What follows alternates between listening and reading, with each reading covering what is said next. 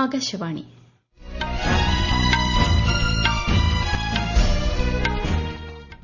നമസ്കാരം.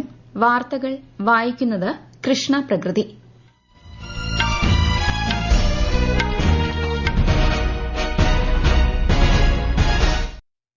പ്രധാന വാർത്തകൾ. ഇന്ത്യ കാനഡ നയതന്ത്ര ബന്ധം പുനഃസ്ഥാപിക്കാൻ പ്രധാനമന്ത്രി നരേന്ദ്രമോദിക്കും കനേഡിയൻ പ്രധാനമന്ത്രിക്കുമിടയിൽ ധാരണ. ആദ്യപടിയായി ഹൈക്കമ്മീഷണർമാരെ വീണ്ടും നിയമിക്കും.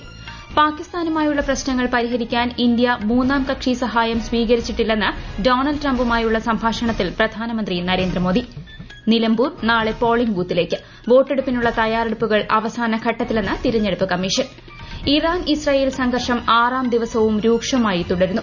ഇറാനോട് നിരുപാധികമായി കീഴടങ്ങാൻ ആവശ്യപ്പെട്ട് US president Donald Trump. Indian യാത്രികൻ ശുഭാൻശു ശുക്ല ഉൾപ്പെട്ട ആക്സിയം 4 ബഹിരാകാശ ദൌത്യം ഈ മാസം 22ലേക്ക് മാറ്റിവച്ചു. വാർത്തകൾ വിശദമായി. ഇന്ത്യ കാനഡ നയതന്ത്ര ബന്ധം പുനഃസ്ഥാപിക്കുന്നതിനായി നടപടികൾ സ്വീകരിക്കാൻ പ്രധാനമന്ത്രി നരേന്ദ്രമോദിക്കും കനേഡിയൻ പ്രധാനമന്ത്രി മാർക്ക് കാർണിക്കുമിടയിൽ ധാരണ. ഇതിന്റെ ആദ്യപടിയായി ഹൈക്കമ്മീഷണർമാരെ വീണ്ടും നിയമിക്കാൻ തീരുമാനിച്ചു. കാനഡയിൽ നടക്കുന്ന G7 ഉച്ചകോടിയുടെ പശ്ചാത്തലത്തിൽ നടന്ന ഉഭയകക്ഷി കൂടിക്കാഴ്ചയിലാണ് ധാരണ. വ്യാപാര ചർച്ചകൾ, കണക്ടിവിറ്റി, ജനങ്ങൾക്കിടയിലെ ബന്ധം എന്നിവ പൂർവ്വസ്ഥിതിയിലാക്കാനും തീരുമാനമായി. ഇന്ത്യ കാനഡ ബന്ധം പ്രധാനപ്പെട്ടതാണെന്നും ജനാധിപത്യത്തെ ശക്തിപ്പെടുത്തുന്നതിനായി യോജിച്ച് പ്രവർത്തിക്കുമെന്നും ശ്രീ മോദി പറഞ്ഞു.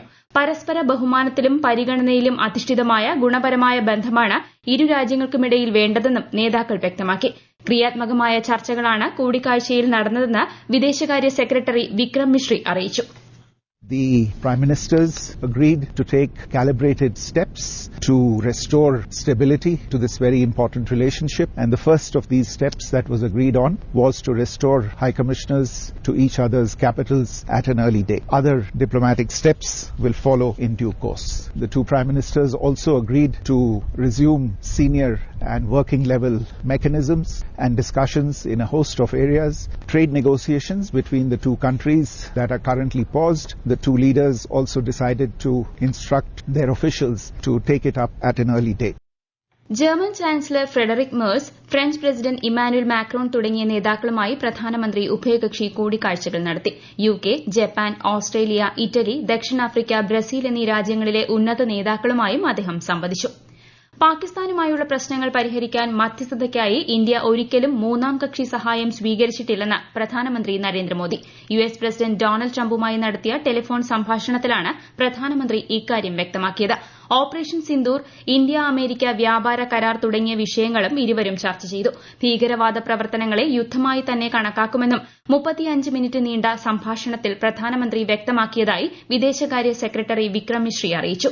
G7 ഉച്ചകോടിക്കിടെ ശ്രീ മോദിയും പ്രസിഡന്റ് ട്രംപും ചർച്ച നടത്താൻ തീരുമാനിച്ചിരുന്നെങ്കിലും ട്രംപ് നേരത്തെ യുഎസിലേക്ക് മടങ്ങിയതിനാൽ കൂടിക്കാഴ്ച നടത്താൻ കഴിഞ്ഞില്ല.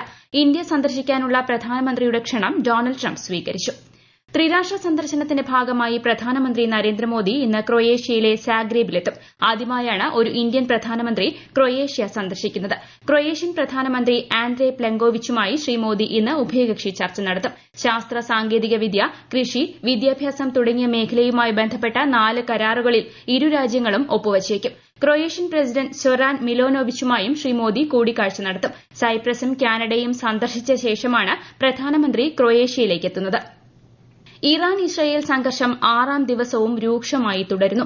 ഇറാന്റെ ആണവ സംവിധാനങ്ങൾക്ക് നേരെ ഇസ്രായേൽ ആക്രമണം നടന്നതായി അന്താരാഷ്ട്ര ആണവോർജ്ജ ഏജൻസി സ്ഥിരീകരിച്ചു. ടെൽ-അവീവിലെ സുപ്രധാന ഇന്റലിജൻസ് കേന്ദ്രത്തിൽ ആക്രമണം നടത്തിയതായി ഇറാൻ അവകാശപ്പെട്ടു.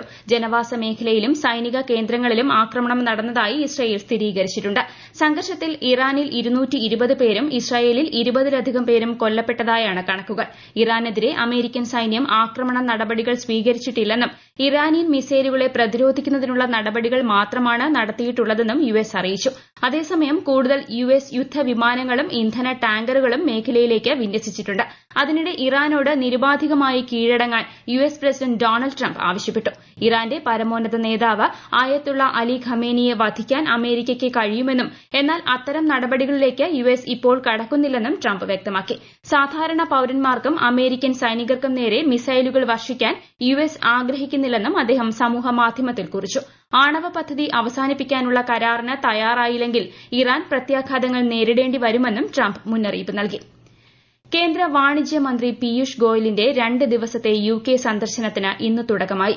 ഇന്ത്യയും UKയും തമ്മിലുള്ള സ്വതന്ത്ര വ്യാപാര കരാർ സംബന്ധിച്ച കൂടുതൽ ചർച്ചകൾക്കും സാമ്പത്തിക വ്യാപാര പങ്കാളിത്തം ശക്തിപ്പെടുത്തുന്നതിനും സന്ദർശനം വഴിയൊരുക്കും.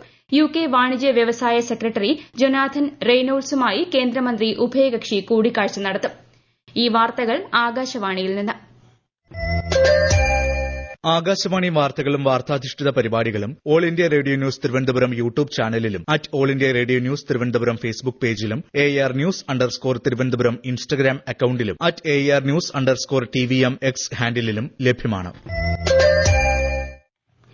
നിലമ്പൂർ നാളെ പോളിംഗ് ബൂത്തിലേക്ക്. ഉപതിരഞ്ഞെടുപ്പിന് മണിക്കൂറുകൾ മാത്രം ബാക്കി നിൽക്കെ മണ്ഡലത്തിൽ ഇന്ന് നിശബ്ദ പ്രചാരണമാണ് നടക്കുന്നത്. വോട്ടെടുപ്പിനായുള്ള എല്ലാ തയ്യാറെടുപ്പുകളും അവസാന ഘട്ടത്തിലാണെന്ന് തിരഞ്ഞെടുപ്പ് കമ്മീഷണർ അറിയിച്ചു. 23-നാണ് വോട്ടെണ്ണൽ. വിശദാംശങ്ങളുമായി ആകാശവാണി മലപ്പുറം ജില്ലാ പ്രതിനിധി സുരേഷ് ബാബു. നാളത്തെ തെരഞ്ഞെടുപ്പിനുള്ള പോളിംഗ് സാമഗ്രികളുടെ വിതരണം ചുങ്കത്തറ മാർത്താമ കോളേജിൽ പുരോഗമിക്കുകയാണ്. മണ്ഡലത്തിൽ 263 പോളിംഗ് സ്റ്റേഷനുകളാണ് ക്രമീകരിക്കുന്നത്. സുഗമമായ തെരഞ്ഞെടുപ്പിനുള്ള എല്ലാ സുരക്ഷാ ക്രമീകരണങ്ങളും പൂർത്തിയായി കഴിഞ്ഞു. പരമാവധി വോട്ടർമാരെ ബൂത്തിലെത്തിക്കാൻ നടത്തിയ വാശിയേറിയ തെരഞ്ഞെടുപ്പ് പ്രചാരണത്തിന്റെ പ്രതിഫലനം വോട്ടെടുപ്പിൽ പ്രകടമാകുമെന്ന ഉറച്ച വിശ്വാസത്തിലാണ് മുന്നണികളും സ്ഥാനാർത്ഥികളും. രാഷ്ട്രീയ പാർട്ടികളുടെ അവകാശവാദങ്ങളെയും പ്രചാരണ വിഷയങ്ങളെയും നിലമ്പൂരിലെ ജനം ഏതു വിധത്തിലാണ് ഏറ്റെടുക്കാൻ പോകുന്നതെന്ന് നാളെ തീർച്ചയാക്കപ്പെടും. സംസ്ഥാനത്ത് +1 ക്ലാസുകൾ ഇന്ന് ആരംഭിച്ചു. പ്രവേശനോത്സവം മന്ത്രി വി ശിവൻകുട്ടി തിരുവനന്തപുരത്ത് ഉദ്ഘാടനം ചെയ്തു. പുതിയ കാലം മുന്നോട്ട് വയ്ക്കുന്ന വെല്ലുവിളികളെ അതിജീവിക്കാൻ കുട്ടികളെ പ്രാപ്തരാക്കുക എന്ന മഹത്തായ ലക്ഷ്യത്തോടെ പൊതുവിദ്യാഭ്യാസ വകുപ്പ് നടപ്പിലാക്കുന്ന കൂടെയുണ്ട് കരുത്തേകാൻ എന്ന പദ്ധതിയുടെ ഉദ്ഘാടനവും മന്ത്രി നിർവഹിച്ചു. അഹമ്മദാബാദ് വിമാന അപകടത്തിൽ DNA പരിശോധനയിലൂടെ ഇതുവരെ 177 മൃതദേഹങ്ങൾ തിരിച്ചറിഞ്ഞു. 24 മൃതദേഹങ്ങൾ ഇന്ന് ബന്ധുക്കൾക്ക് കൈമാറുമെന്ന് അഹമ്മദാബാദ് സിവിൽ ആശുപത്രി അധികൃതർ അറിയിച്ചു. DNA സാമ്പിളുകളുടെ പരിശോധന ഏകദേശം പൂർത്തിയായതായും ഗുജറാത്ത് സർക്കാർ വ്യക്തമാക്കി. ഇന്ത്യയുടെ ശുഭാൻശു ശുക്ല ഉൾപ്പെട്ട 4 ബഹിരാകാശ യാത്രികരെ അന്താരാഷ്ട്ര ബഹിരാകാശ നിലയത്തിലേക്ക് എത്തിക്കുന്നതിനുള്ള ആക്സിയം 4 ദൌത്യം ഈ മാസം 22ലേക്ക് മാറ്റിവച്ചു. അറ്റകുറ്റപ്പണിക്ക് ശേഷമുള്ള ഓർബിറ്റർ ലാബിലെ പ്രവർത്തനങ്ങൾ വിലയിരുത്തുന്നതിനായാണ് വിക്ഷേപണ തീയതി മാറ്റിയത്. ഇന്ത്യയുടെ ആദ്യ anti submarine warfare shallow water craft INS Arnala ഇന്ന് വിശാഖപട്ടണത്ത് കമ്മീഷൻ ചെയ്യും. സംയുക്ത സൈനിക മേധാവി അനിൽ ചൌഹാൻ ചടങ്ങിന് അധ്യക്ഷത വഹിക്കും. ഇന്ത്യൻ നാവികസേനയുടെ ഭാഗമാകുന്ന 16 ആന്റി സബ്മറൈൻ യുദ്ധക്കപ്പലുകളിൽ ആദ്യത്തേതാണ് അർണാല. ആത്മനിർഭർ ഭാരതിന്റെ ഭാഗമായി കപ്പലിന്റെ 80% ഭാഗങ്ങളും തദ്ദേശീയമായാണ് വികസിപ്പിച്ചിരിക്കുന്നത്. മൊബൈൽ ഫോൺ ഉപയോഗിച്ച് ആൻഡ്രോയിഡ് അധിഷ്ഠിത വോട്ടിംഗ് നടപ്പിലാക്കാനൊരുങ്ങി ബീഹാർ തിരഞ്ഞെടുപ്പ് കമ്മീഷൻ. ഈ മാസം 28-ന് നടക്കാനിരിക്കുന്ന തദ്ദേശ തിരഞ്ഞെടുപ്പിൽ ഈ സംവിധാനം ആരംഭിക്കുമെന്ന് സംസ്ഥാന തിരഞ്ഞെടുപ്പ് കമ്മീഷണർ ദീപക് പ്രസാദ് പറഞ്ഞു. ഈ സംവിധാനം നടപ്പാക്കുന്ന രാജ്യത്തെ ആദ്യ സംസ്ഥാനമായിരിക്കും ബീഹാർ. ഇതുവരെ 10,000 നിയോജക മണ്ഡലങ്ങൾ വോട്ടിംഗിനായി രജിസ്റ്റർ ചെയ്തതായും തിരഞ്ഞെടുപ്പ് കമ്മീഷണർ അറിയിച്ചു. ആന്ധ്രാപ്രദേശിലെ അല്ലൂരി സീതാരാമരാജു ജില്ലയിൽ സുരക്ഷാസേനയുമായുണ്ടായ ഏറ്റുമുട്ടലിൽ 2 മാവോയിസ്റ്റ് നേതാക്കൾ കൊല്ലപ്പെട്ടു. മരേഡുമില്ലി വനമേഖലയിലാണ് ഏറ്റുമുട്ടൽ നടന്നത്. സംസ്ഥാനത്ത് ഒറ്റപ്പെട്ട മഴയ്ക്ക് സാധ്യതയെന്ന് കേന്ദ്ര കാലാവസ്ഥാ വകുപ്പ്. ഇന്ന് കണ്ണൂർ, കാസർഗോഡ് ജില്ലകളിൽ ഓറഞ്ച് ജാഗ്രതയാണ്. 6 ജില്ലകളിൽ മഞ്ഞ ജാഗ്രതയും പ്രഖ്യാപിച്ചിട്ടുണ്ട്. കേരള, കർണാടക, ലക്ഷദ്വീപ് തീരങ്ങളിൽ മത്സ്യബന്ധനത്തിന് പോകരുതെന്നും മുന്നറിയിപ്പുണ്ട്. ഇംഗ്ലണ്ടിനെതിരായ ആദ്യ ടെസ്റ്റിനുള്ള ഇന്ത്യൻ ടീമിൽ ഹർഷിത് റാണയെ ഉൾപ്പെടുത്തിയതായി BCCI. ഇന്ത്യ A ടീമിന്റെ ഭാഗമായിരുന്നു റാണ. ലീഡ്സിൽ വെള്ളിയാഴ്ച ആരംഭിക്കുന്ന 5 മത്സരങ്ങളുള്ള ടെസ്റ്റ് പരമ്പരയിൽ ശുഭ്മാൻ ഗിൽ ഇന്ത്യയെ നയിക്കും. ജർമ്മനിയിൽ ഈ മാസം 21-ന് ആരംഭിക്കുന്ന 4 രാജ്യങ്ങളുടെ ഹോക്കി ടൂർണമെന്റിൽ പങ്കെടുക്കാൻ ഇന്ത്യൻ ജൂനിയർ പുരുഷ ടീം യാത്ര തിരിച്ചു. ക്യാപ്റ്റൻ അരിജീത് സിംഗ് ഹുണ്ടലിന്റെ നേതൃത്വത്തിലുള്ള ഇന്ത്യൻ സംഘം 21-ന് നടക്കുന്ന മത്സരത്തിൽ ആതിഥേയരായ ജർമ്മനിയെയും 22-ന് ഓസ്ട്രേലിയയെയും 24-ന് സ്പെയിനിനെയും നേരിടും. രാജ്യത്തെ ഓഹരി വിപണികളിൽ ഇന്നും നഷ്ടം. ബോംബെ ഓഹരി സൂചിക സെൻസെക്സ് 290 പോയിന്റ് ഇടിഞ്ഞ് 81,293-ലും ദേശീയ ഓഹരി സൂചിക നിഫ്റ്റി 80 പോയിന്റ് നഷ്ടത്തിൽ 24,772-ലും വ്യാപാരം തുടരുന്നു. സ്വർണ്ണവില കൂടി. പവന് 400 രൂപ കൂടി 74,000 രൂപയും ഗ്രാമിന് 9,250 രൂപയുമാണ് ഇന്നത്തെ വില. പ്രധാന വാർത്തകൾ വീണ്ടും. ഇന്ത്യ കാനഡ നയതന്ത്ര ബന്ധം പുനഃസ്ഥാപിക്കാൻ പ്രധാനമന്ത്രി നരേന്ദ്രമോദിക്കും കനേഡിയൻ പ്രധാനമന്ത്രിക്കുമിടയിൽ ധാരണ. ആദ്യപടിയായി ഹൈ കമ്മീഷണർമാരെ വീണ്ടും നിയമിക്കും. പാകിസ്ഥാനുമായുള്ള പ്രശ്നങ്ങൾ പരിഹരിക്കാൻ ഇന്ത്യ 3ാം കക്ഷി സഹായം സ്വീകരിച്ചില്ലെന്ന് ഡൊണാൾഡ് ട്രംപുമായുള്ള സംഭാഷണത്തിൽ പ്രധാനമന്ത്രി നരേന്ദ്രമോദി. നിലമ്പൂർ നാളെ പോളിംഗ് ബൂത്തിലേക്ക്. വോട്ടെടുപ്പിനുള്ള തയ്യാറെടുപ്പുകൾ അവസാന ഘട്ടത്തിലെന്ന് തിരഞ്ഞെടുപ്പ് കമ്മീഷൻ. ഇറാൻ ഇസ്രായേൽ സംഘർഷം 6ാം ദിവസവും രൂക്ഷമായി തുടരുന്നു. ഇറാനോട് നിരുപാധികമായി കീഴടങ്ങാൻ ആവശ്യപ്പെട്ട് US president Donald Trump. Indian യാത്രികൻ ശുഭാൻശു ശുക്ല ഉൾപ്പെട്ട ആക്സിയം 4 ബഹിരാകാശ ദൌത്യം ഈ മാസം 22 മാറ്റിവച്ചു. വാർത്തകൾ കഴിഞ്ഞു. അടുത്ത വാർത്താ പ്രക്ഷേപണം വൈകുന്നേരം 6:30.